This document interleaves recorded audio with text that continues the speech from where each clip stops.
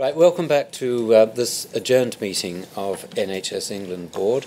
We turn now to item 8 on the agenda, which is the Urgent and Emergency Care Review. Simon, do you wish to introduce this? No, I think we'll go straight to Bruce. Straight to Bruce it is. Thank you. Bruce. Thank you very much, Chairman. Can I just start by putting some things in perspective? We have a good accident and emergency service in this country and good urgent care. You know, most people who don't have to be admitted to hospital, the average waiting time in A&E is about 50 minutes. 9 in 10 people who are admitted are done, or who attend A&E are done and dusted within 4 hours. And as a nation, there's no other Western healthcare system that can match up to that. So I think that's got to be the starting point. But as a consequence, the demand for accident emergency services has gone up, and stress in other parts of the system become manifest in A&E. So in many senses, they become victims of their own success and victims of things that we could do better in other bits of our NHS in general. And one of the things we do know, and I think this comes back to what Ed says, is that we tend to focus on winter, and winter doesn't come as a surprise every year. And when we look at the data, there's nothing that really jumps out at us other than we know in summer, every day we admit about 1,000 people with respiratory conditions, and that goes up to 2,000 in winter. So that's really the one area that we have to focus on. And as part of that, we're also looking at how you might be able to marry elective activity to that, so that there's a matching going on. Barbara has demonstrated, I think, that we've got a pretty good grip on the system in the last paper, and this year I think it's fair to say that we've put plans in place earlier. They started in January. They've been much tighter than they've been before, and they've been much more supportive, both in terms of finance and in terms of professional support than we've had before. But having said that, we need a longer-term plan for our urgent emergency care system. Firstly, because there have been some pretty significant changes in society, and expectations of service industries are very different. Secondly, there have been some very significant changes in technology and the way people use technology to run other aspects of their lives. And healthcare hasn't quite kept up with that. And there have been some enormous changes in medical science since our casualty and then A&E departments were established in the 70s. And what that means is that, frankly, not all hospitals can do everything, and consequently not all A&Es are the same, and we need to be absolutely transparent about that. The other thing that we need is a level of simplicity in our urgent and emergency care system. It might seem relatively simple for people working, but for people outside, you know, they're confronted with an alphabet soup of titles. So there are urgent care centres, there are GP walk-in centres, there are minor injuries units, there are double-digit numbers of things that many people find just utterly confusing. So as a consequence of all of those issues, we were asked to undertake a review of urgent and emergency care services in January 2013. We set out a vision in November 2013, which set the starting point really for some pretty serious discussions. And it would be fair to say that our thinking is evolving since then. But the vision was quite simple. There were two things. First of all, we need to provide responsive services for people close to, and in some cases actually in their homes. And the second thing we need to do is to ensure that people who have life-threatening or very serious conditions will get to the right place where there's the right expertise as quickly as possible wherever they show up in our NHS. And so to do that, to meet those two visionary expectations, if you like, we think broadly speaking there are 5 things we need to do. First of all, we need to provide more support for people to self-care. And they do that in every other aspect of their lives, whether it's looking after your travel or your finances or what have you. The second thing is we need to ensure that people get the right advice when they really need it. And of course, there are multiple channels we can use for that. There are opportunities for digital channels. There are opportunities for telephone access. 111 would be an example, which is now dealing with 1 million calls a month. And the third thing we need to do is to provide better options, more responsive options, more meaningful options for people outside of hospitals, so they don't feel the need to show up and wait in A&E. The fourth thing we need to do, as I've already alluded to, is ensure that people with life-threatening conditions get to centres with the right sort of expertise.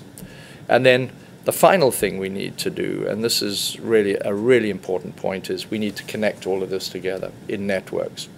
And we have good evidence that networks work. So if you think of the major life-threatening conditions, that the ones that we've concentrated on are, broadly speaking, 3: trauma, strokes, and heart attacks. But if you think of what connecting all A&Es and trauma centres together has done, in the first year of that, despite the fact that patients were being taken by ambulance past A&Es which would previously have treated the patients, we saw a 15% increase in survival, and in the second year of operation, a 30% increase in survival.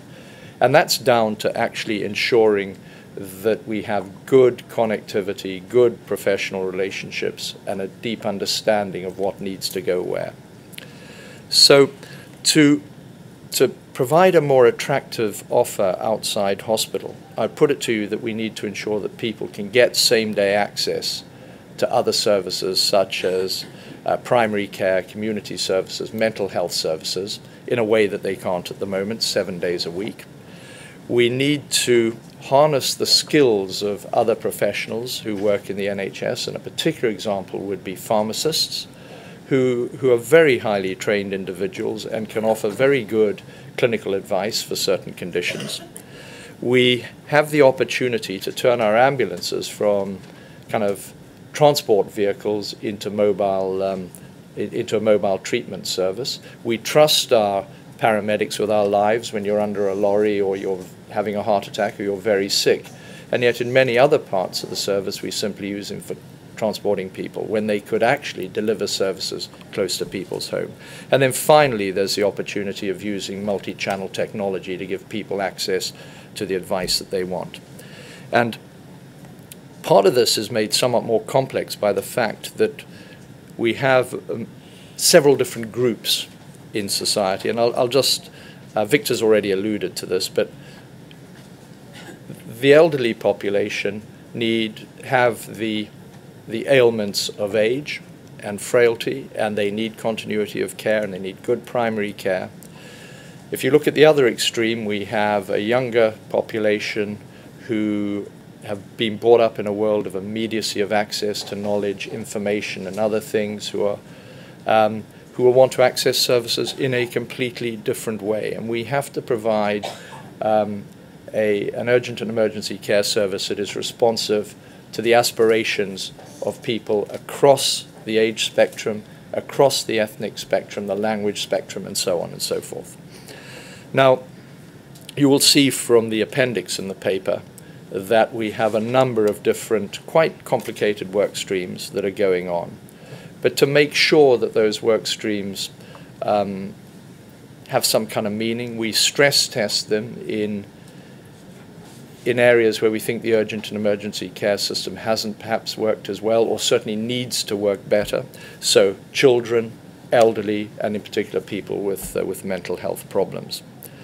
And I think my final remark I'd like to say is this is only going to work if we address the totality of the issues. So you'll see a number of those work streams. We've got to get them all in place. If we only get half of them in place, we won't achieve what we're setting out to achieve.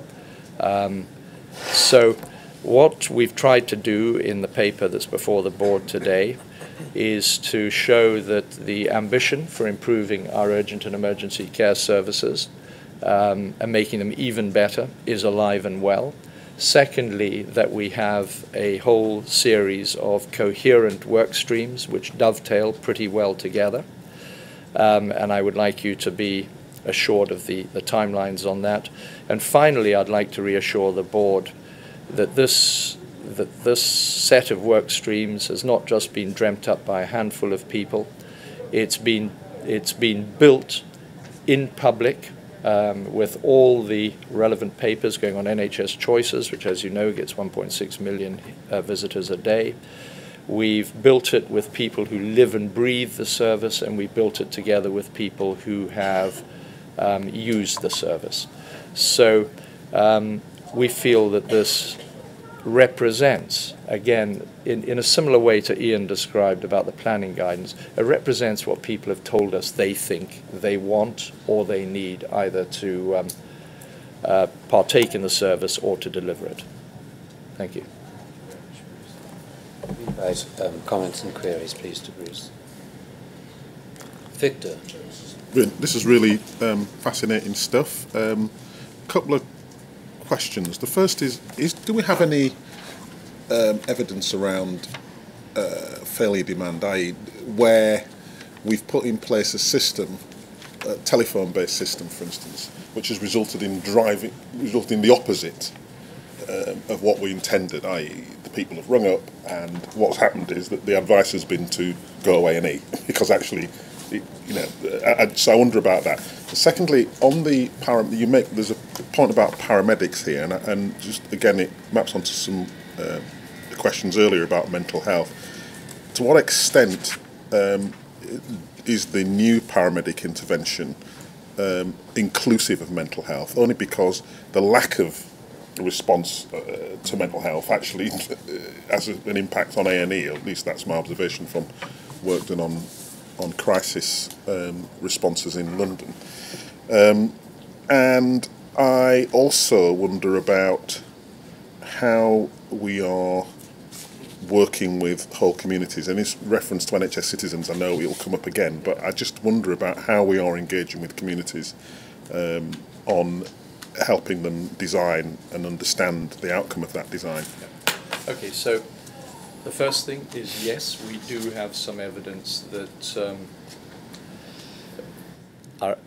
our attempts through telephony services have resulted in people being sent to A&E who might not otherwise have gone, and that is because the algorithms that we use tend to be risk averse, and the way that that's been addressed is we've asked people what they want from 111, and what is quite clear that there's several things they want, but one is they'd sometimes like to be able to speak to a clinician, and secondly they'd like 111 to be able to make appointments for them, for their mental health person or for their outpatients or even for A&E. So the 111 services have beefed up their clinical involvement, and that has had a reduction, if you like, in the risk-averse consequences. And that's an evolving picture as we move forward, and we're looking at how we can commission that more, and there's some reference to that in the papers. With respect to mental health, we have examples with the paramedics of where it's working quite well in different parts of the country. So, for example, if you go to Birmingham, the police, the paramedics and the mental health people, they work together as a sort of triumvirate, and we're including those considerations as part of the work stream to ensure that we maximize on that opportunity. And finally, in terms of the local involvement, we need to bear in mind that all of these services, or the vast majority of these services, are commissioned locally by our clinical commissioning groups. So the design of these services, and in particular the design of the networks, is being driven through clinical commissioning groups and through the system resilience groups.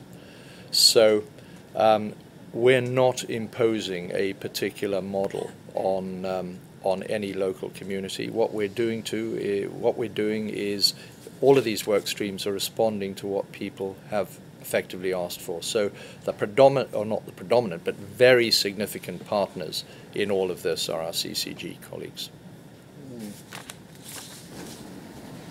Yeah, I mean, I think there's a. I mean, I don't want to be wrong, but I mean, there's a question about what questions we're asking, and I guess there's a following on from that. if people are going to A&Es because that's where they understand they're going to get the care, there's just a question about, well, should we redesign where they're going as opposed to tell them to go somewhere else? If you had a shop and you had lots of customers using your shop, you wouldn't ask them to go to another one, would you? Yeah. Well, that's a separate question. It is. And yes is the answer to that. So we're cognizant of the fact that you can change behaviour if you give a better offer, but there will still be some people who prefer the original offer, and that's why we're looking at the role of general practices and even pharmacies and pharmacists close to or in accident and emergency services. Okay. Thanks, Malcolm. I'm just going to ask Bruce if he thinks that, because obviously this is planned with people and understanding local needs, but nevertheless the kind of national voice about this is a loss rather than a gain, about closures of A&E or not the right kind of A&E in their community. Do you think the wider understanding of the importance of this remodelling is increasing? I think it is. Now let me be absolutely clear. This is not about closing A&Es. This is not about a red and white sign. This is about ensuring that people, wherever they present, will end up in the right place. So we've estimated that on this, that the number of local services and A&E services remain broadly the same. We've also estimated that we will identify specifically areas or hospitals which in a locality are better at providing certain services, whether it be trauma, stroke, heart attacks, and some others, and we will direct patients directly there through the networks. But I'm sure there will be those concerns, and the only way to assuage the concerns is to prove them wrong. Tim.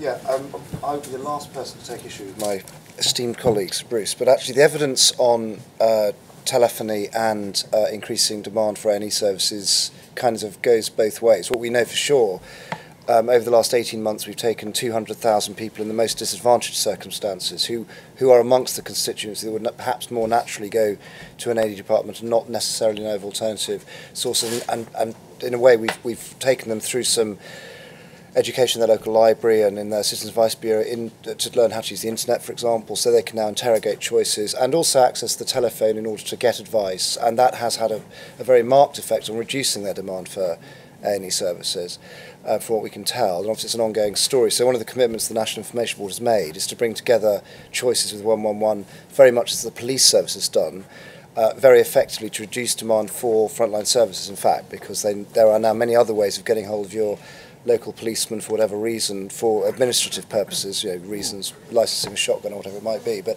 so I think the evidence there sort of goes both ways, and I think digital channels, multi-channels, very important part of this review, will offer us a very potent means of, in a way, reducing demand for any departments that can be well met through other service lines. Actually, Tim, I agree with you entirely. I just didn't go into the detail of that. So, other industries and other services have used telephony as just one of a number of channels, and there has been an irony, hasn't there, in a sense that we've had NHS choices in one place with no telephone number, and we've had 111 in another place with no digital channel. So as we get these together and as we look at our new commissioning intentions, we'll marry a lot of this stuff together, and I think that as a problem will disappear.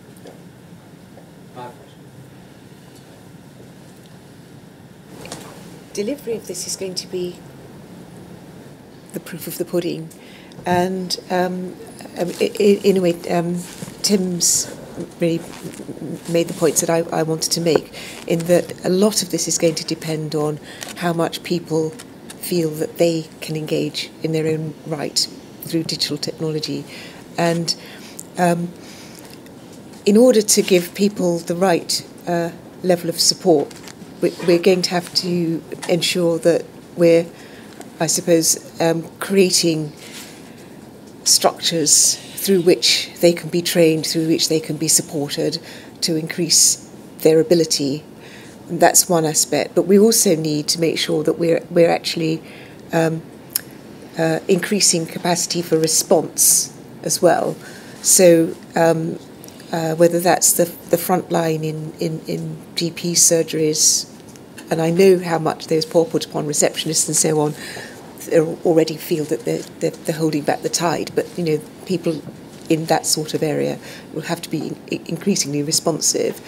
But also training so that, for example, on the ground, people feel that they can actually self-help themselves through other forms of technology. So I'm thinking, for example, in rural areas where one might have a defibrillator who's trained to respond quickly and might actually mean a matter of life and death. And that would give confidence in not having to make that call, because you know that locally there is a method of dealing with certain types of emergencies. So really what I'm saying is that there's an enormous amount in the delivery that needs to be looked into and invested in.